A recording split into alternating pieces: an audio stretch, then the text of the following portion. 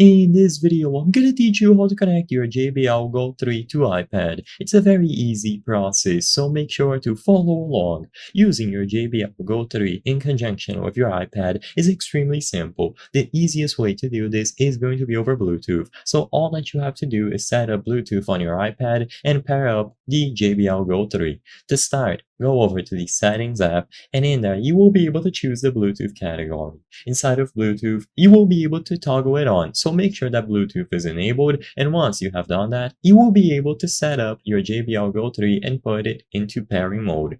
To do this, press the Bluetooth button on the JBL GO 3 until you see the LED indicator flash, indicating that it is now ready to be paired. Once you have done this and it is in pairing mode, you will be able to put it in close proximity of your iPad, and if you look on the list of compatible devices, you will be able to choose your JBL GO 3 as long as Bluetooth was enabled and as long as the device was in pairing mode.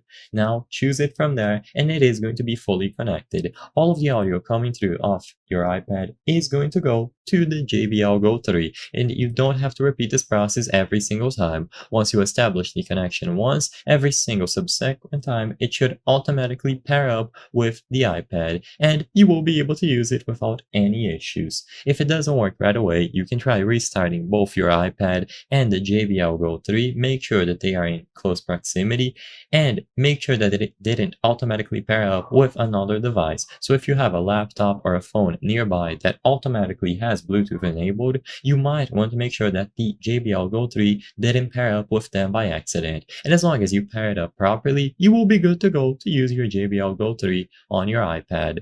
I hope I was able to help you on how to connect your JBL GO 3 to iPad. If this video helped you, please be sure to leave a like and subscribe for more very easy tips. Thank you for watching.